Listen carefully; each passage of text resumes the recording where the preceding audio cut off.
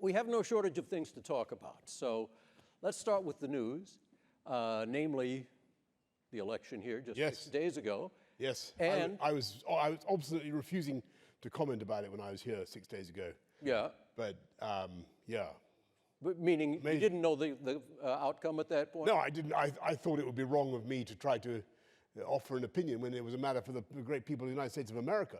And, right. And you know, we have a bad history in our country of recommending people to vote in US elections. they don't take it well. Well, I suppose that's true. Now, the other thing in the news is the publication of your new book. Yes, God, that's kind of you to mention that. Very foolishly, I didn't bring a copy. I don't know what's got into me. It's unbelievable. It's called Unleashed, and it's so unleashed it's escaped my possession. And it's available at all good bookshops in New York. Yes, yeah, it is. And online, Amazon. Yes, and makes a lovely gift also. Oh, superb. Yeah. Yes. In the book, you make a case in favor of Donald Trump.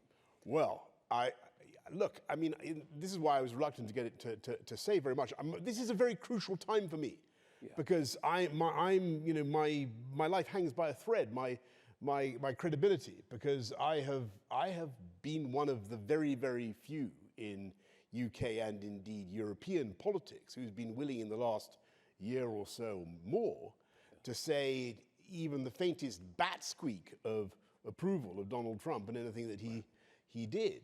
And I'm now watching and waiting to see whether my optimism is going to be justified. Right. And so it's a very nerve-wracking moment. But I haven't seen anything to discourage me so far. Well, what was the essence of your argument in favor? So the essence of my argument was when I was Foreign Secretary of the UK and when I was Prime Minister, I had a lot of dealings with President Trump and I saw how he operated. And you know what? I just didn't agree with the stereotype of some of my left liberal friends, whether it was in the BBC or the other great organs of opinion in the UK. They all had, I don't know whether you ever watched Channel 4 News in our country, yes, but they all completely freaked out on Tuesday night. Yeah. And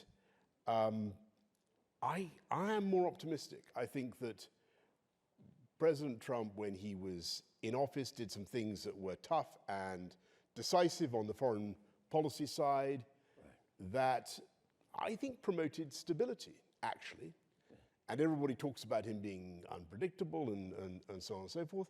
When I look at what actually happened in the 4 years, 2016 to 2020, and I was Foreign Secretary and then Prime Minister for a lot of that period, you know, on a lot of key files, he was substantially tougher than his Democrat predecessors and promoted outcomes that, in my view, were more conducive to calm and order, such as with the Syrians. You know, Bashar al-Assad put chemical weapons on his own people. Under the previous administration, we did nothing in the UK. In 2013, in 2018, Trump bombed Assad. Similarly with Iran, he was tough there. And the reason I'm very tense now is because of Ukraine. And you know, clearly the president listens to a lot of different voices. Yeah. Well, let me ask you. And I don't know where our audience tonight is, but what you guys all think. But I am absolutely convinced that it would be a disaster for the world if Ukraine were to go down. Yeah.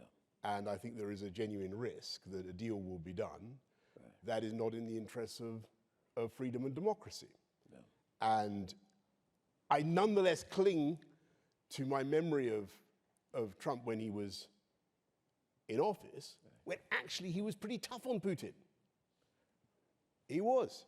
He gave the Ukrainians the Javelin shoulder-launched anti-tank weapons, broke the taboo on giving such lethal weaponry to Ukraine, paved the way for lots of other countries to do the same, and helped the Ukrainians pretty decisively in that battle for Kiev. Yeah. Number one. Number two, when we had a big problem in the UK when a member of the public, several members of the public were poisoned with Novichok, in a town called Salisbury, Donald Trump really surprised on the upside by expelling 60 Russian spies when, we weren't expecting anything like that number. So look, all I'm saying is, based on what he did in the past, I hope that he will be robust when it comes to Putin and Ukraine. Yep. And I think the scope, by the way, sorry to interrupt your question, but I think there's a real chance that he has a political opportunity to be robust now, because we're in this crazy situation in which the Ukrainians continue to be utterly heroic. They've made this incursion in the Kursk region. They're fighting like crazy in Donetsk area, but we're not giving them the permissions they need actually to use the weapons that we've supplied. So in the UK case, it's the Storm Shadow cruise missiles. The US have given the ATACMS long-range missiles. Yeah. And yet we're not allowing them to send those missiles into Russian territory where they could actually hit the bases from which Putin is sending the planes that are launching the glide bombs that are doing such appalling damage to Ukrainian positions. And look, I'm just putting it out there. If anybody's in touch with the president-elect, here is a golden opportunity to show that the previous administration has been weak. Yeah. Because it has not given the Ukrainians the permissions they need, and I think that's the first thing we should do. Give the Ukrainians the ability to use ATACMS, use Storm Shadow, and defend themselves properly against Russian attack. Now, as you know, he said during the campaign that he could end the war there in 24 hours. He didn't say how he would do it, but doesn't it seem that any kind of resolution that is taken in 24 hours is probably not going to be very good for Ukraine? Well, one of the things I remember and enjoyed very much participating in from a distance was the former president's attempts to do a deal with North Korea, Kim Jong-un. We all loyally, tried to support that process, which again was going to be the greatest deal. It was going to be fantastic, and it proved to be slightly more tricky to do at the kind of pace that the President Trump wanted. So, when he says he's going to do it in 24 hours, I don't think we should necessarily take that literally. But I think that he intends to do a deal. And by the way, I think that's the right attitude. Yeah. I think the world has had enough of this war. It's a terrible war. It needs to end and it can be fixed. But I think that, this is where I really hope that he and his associates or his advisors would share this analysis. I think it's going to be best fixed if America is strong. Right. And the point about the Trump presidency 2016 to 2020, the reason why I think it was more successful than some others, is I think that America appeared strong in that period. Yep. And I think giving the permissions on the weapons would be one thing. I think that allowing the Ukrainians to use the frozen Russian assets, $250 billion, $350 billion worth of assets, there are a lot of it in Belgium for some reason, that would be a very good thing. Yeah. The US could do that. Trump could get behind that. And there's a lot of other things he could do that would project strength. Yep. So I want to come back to that for just a second, but I want to ask you a couple other things first. Regardless of how you felt about him, did you think he'd win? That's a very good question. And hands up in this audience who thought going into the last week that President Trump was definitely nailed on to victory. I see my old friend Connor Burns up there, who thought he was going to win, but he's a British Conservative former minister, so he doesn't really. Who else? Yeah, there are a few. There are a few. Yeah. Okay, hands up who thought that Kamala was going to do it. So interesting. Wasn't that a wonderful thing? Yeah. Nobody knew. Right. Not even the brilliant brains assembled here, with all your uncanny ability to peer into the future and see market trends and know where you did not know. And that's just a wonderful thing, because there are plenty of countries which are called democracies in the world, where they have things called elections, where they sure as hell do know who's going to be elected. Yeah. But here in this amazing country, nobody really knew. Yeah. And so I think a week out, when he was driving the garbage truck, honestly, when he was driving the garbage truck, I thought he was absolutely cruising to victory. I thought that was fantastic. Yeah. I thought he was unstoppable. Yeah. Then mysteriously it all kind of it lost momentum. I don't know whether you agree, but it seemed to go a bit moldy. Yeah. And so on the day I couldn't have told you. Yeah. I couldn't have told you. Yeah. As you mentioned, your time as prime minister and his time as president overlapped for about 18 months, I think. So you interacted with him. Yes. And I'm just curious, how did he strike you personally? He did. He never struck me. Honestly, I can assure you, he was entirely peaceful and good-natured. Yeah. And listen, this is a terrible thing, but it's maybe it's some defect in my character. But I find it very hard to dislike people who are very warm and friendly towards me. Right. He, like so many Americans, in my experience. He was the soul of politeness and kindness. There you go. Shoot me. That was just my impression. Yep. And on the economic front, I think he genuinely offers some interesting ideas. Mm-hmm. And people worry about tariffs and what he might do on China and all the rest of it. Well, again, we've been here before, and he ended up doing a free trade deal with China, as far as I can remember, didn't he? I think the tariffs are still in place, at least some of them. Sure. In fact, I know they are, yeah. Sure, but, on the other hand, there's no question that China does produce a lot of stuff that substantially undercuts, that is produced, that is sold at below cost into export markets. And, you've got to take countervailing measures where that's, that's fair enough. I mean, it has appeared in many ways that Trump has a good relationship with Vladimir Putin. Such a good relationship that many people are kind of curious about what kind of relationship it is. Yes. What do you think it is? I don't know. I don't know. Look, I mean, I get back to where I said at the beginning. This is a very nervous moment because now we're going to see. I don't think, in truth, that. I think there is a sort of faction in the Republican Party that has a strange kind of, weird sort of homoerotic fascination for Putin, which I personally don't share.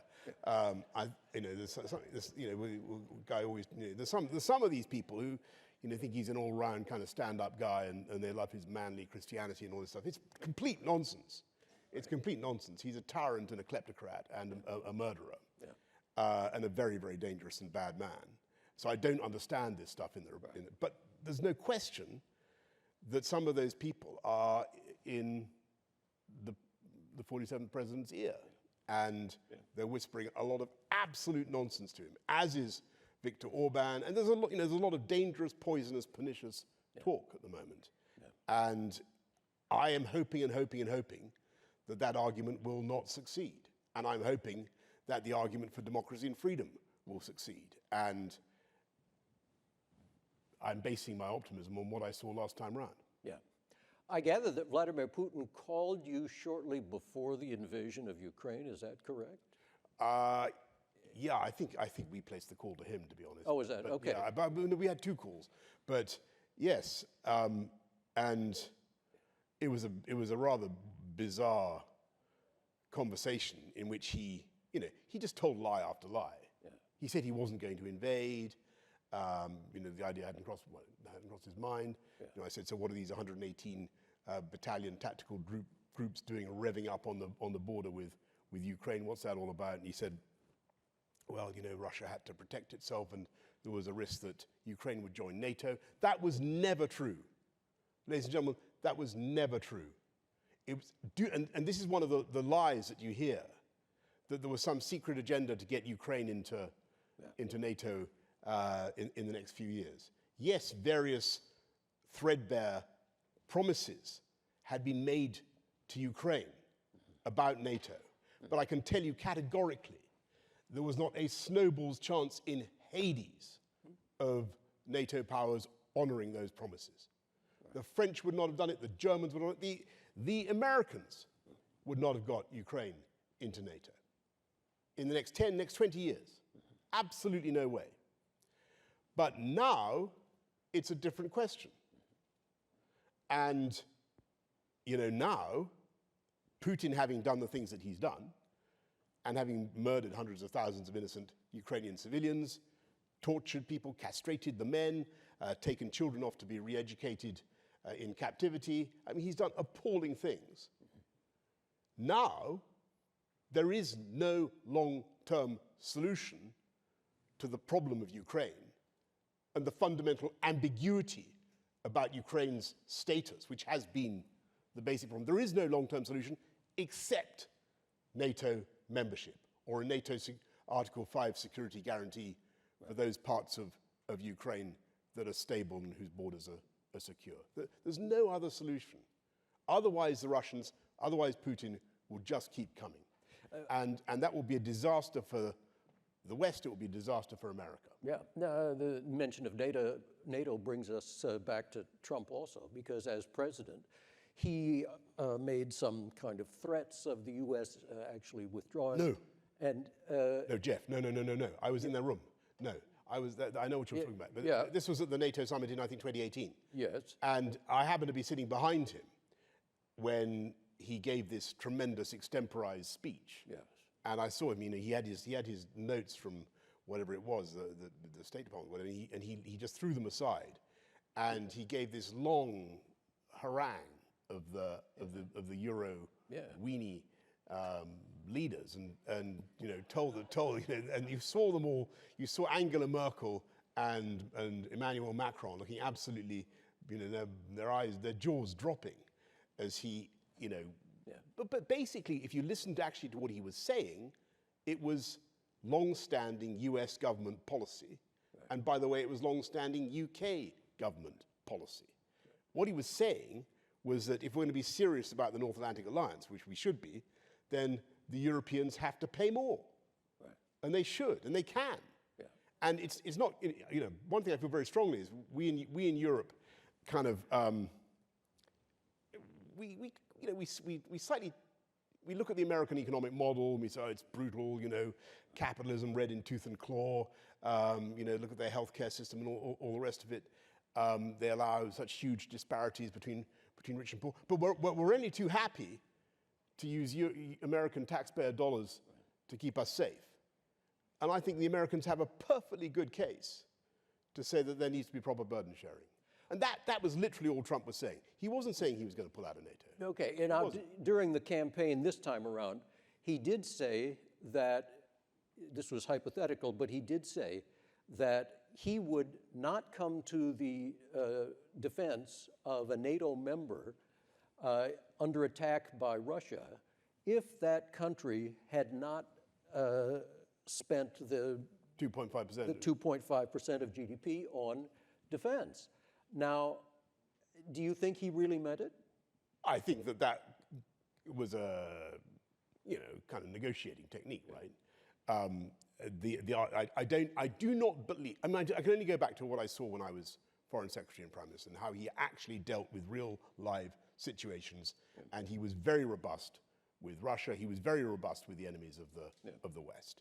I think if a NATO country genuinely faced an attack that invoked Article 5, I'm sure that the United States under Donald Trump would be there. But he's making a very good point. Right. Europeans, my country, we need to be spending more, and we are now. I mean, when I was Prime Minister in that glorious, all too brief epoch, we were 3 and a bit years, but we were on a much higher trajectory. And we could easily reach 3%. Yeah. But if you look at we just had a budget in the last few days in our country, and not all the details are good on defense. So we need to be spending more. And so Donald Trump has on that issue an entirely legitimate point. Yep. Let's move to the other side of the world and talk about China for a minute. Yes. Trump is a vehement China hawk. The European Commission President, Ursula von der Leyen, is also a China hawk. You aren't so much of a China hawk. How come? Well, I'm a China hawk in the sense that I want to get, and I spend a huge amount of money, extricating the UK from deals we'd done under previous administrations with China that were not good for our national interest on critical national infrastructure. So, the Chinese were heavily involved with our nuclear program, which was nuts. They were going to be, our entire 5G network was going to be built by Huawei. Right. So we were literally going to have Chinese gizmos in the hedgerows of the whole country, surveying everything that we did. And at great expense, we had to grub them all up and get out of the nuclear deal. Now, that does not mean that I think we should be adversarial towards China, or treat China as an enemy. Right. You've got to recognize the challenge China poses. And that's one of the reasons, by the way, we did the AUKUS deal with the US and with Australia. Right. And that strengthens the West. But let me ask this audience, Fortune companies, geniuses, what proportion of Walmart is the biggest company in the world, right? 2.3 million employees.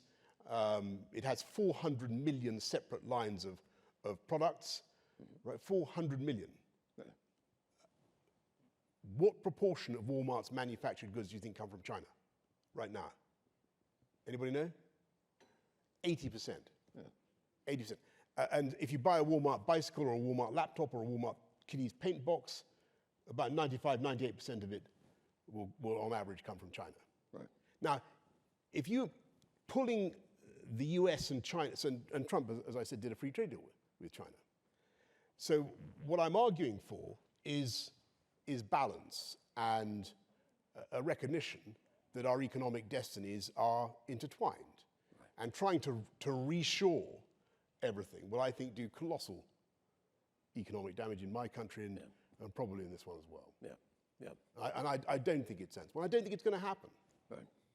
I mean, do you think it's sensible? Is it really sensible to try and make everything in the US that is currently made in China? Yeah. Never happened. Would that be good for inflation? Would it? No. Bad idea. Not what Adam Smith says. Right. Not what David Ricardo says. Right. Dumb. That's my view. We could go further down that road, but there are other things that we ought to talk about also. One, people still ask about Brexit. And the latest poll I saw said that over half the people of the UK regret Brexit, right?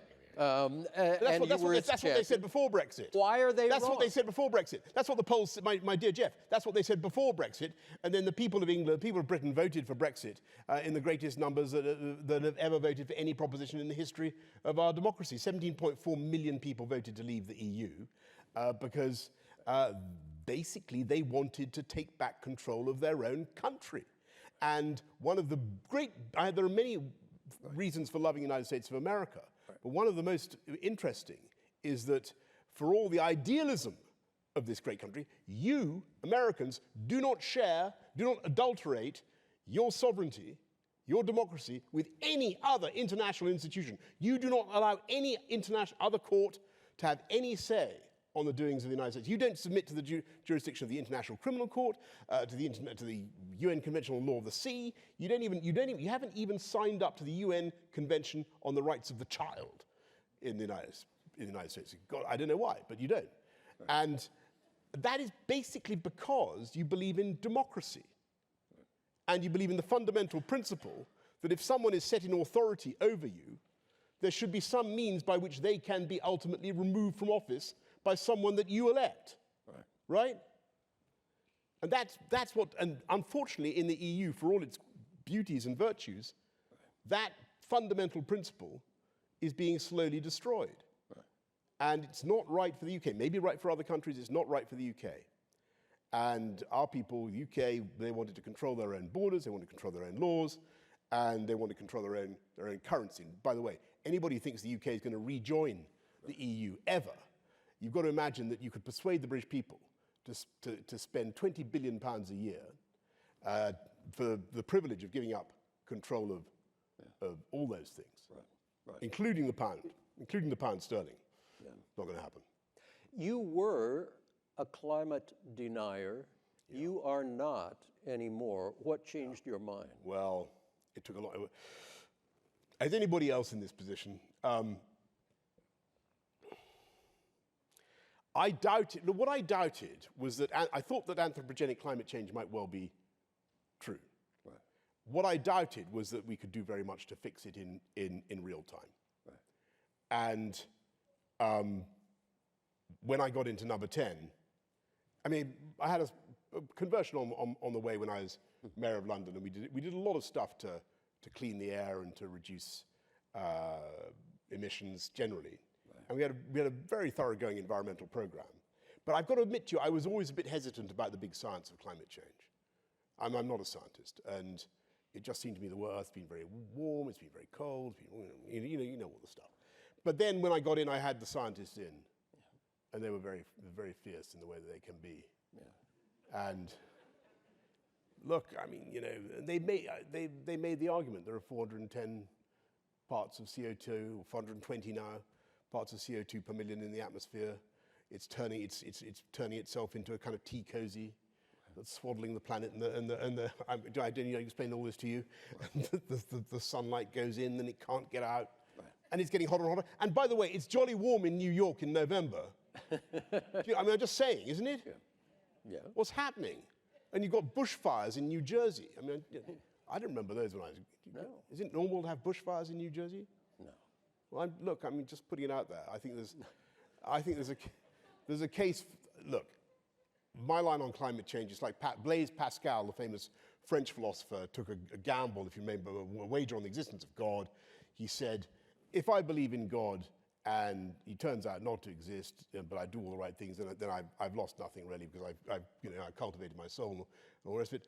If it turns out that he does exist and I don't believe him, then I'm damned to eternity.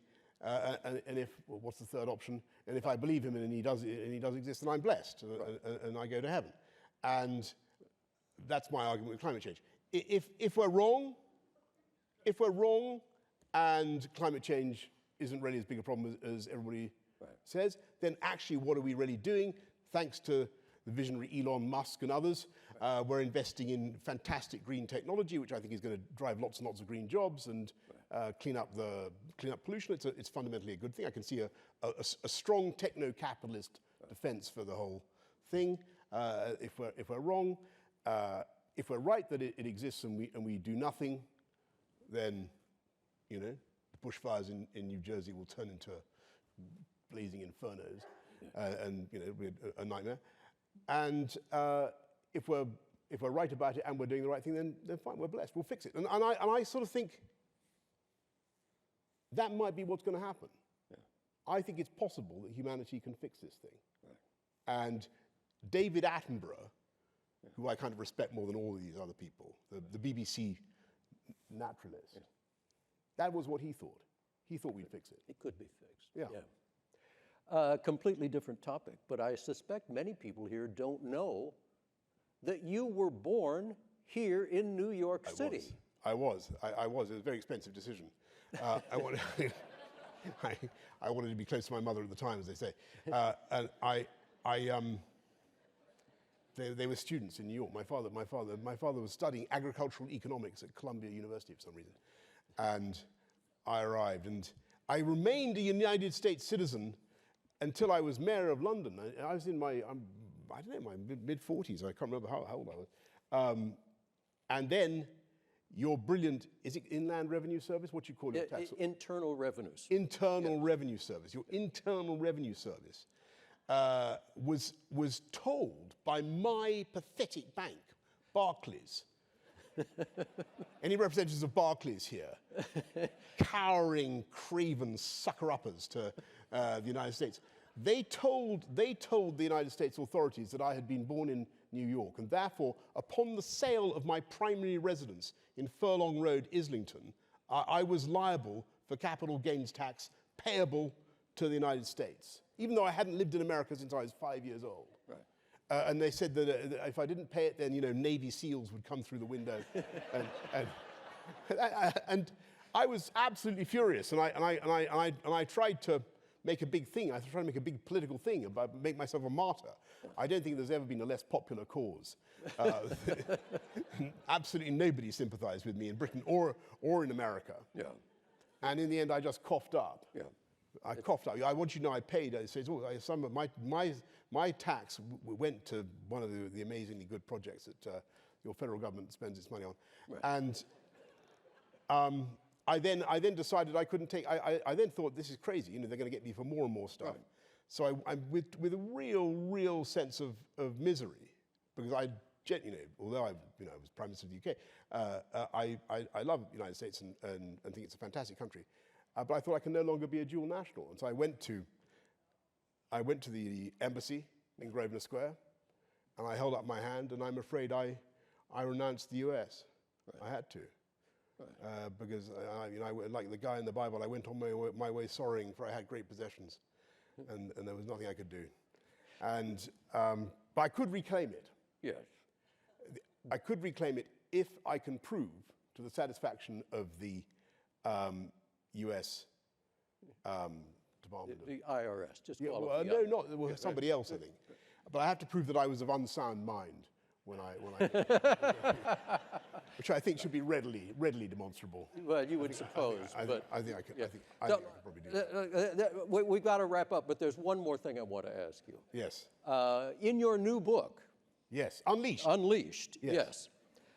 Many people have wondered about the epigraph at the front, at the beginning of that book. Yes. The epigraph is "Hasta la vista, baby." Okay, yes. That's what it says. Yes. Well, now, look, I mean, so what does that mean? I suppose for what you? It's taken to mean that, like General MacArthur or whatever, I could envisage some return politically. But as Connor was there right at the beginning, and I think there were particular circumstances when I was useful to my party in 2008. They'd literally run out of they'd exhausted all alternatives to be the Conservative candidate to be Mayor of London, and they came to me. Then in 2019, they'd more or less run out of ideas to be Prime Minister and to get Brexit done, and they came to me. And so I did both things. At the moment, it's all in Unleashed. Yeah. Read Unleashed. The whole thing. You'll find.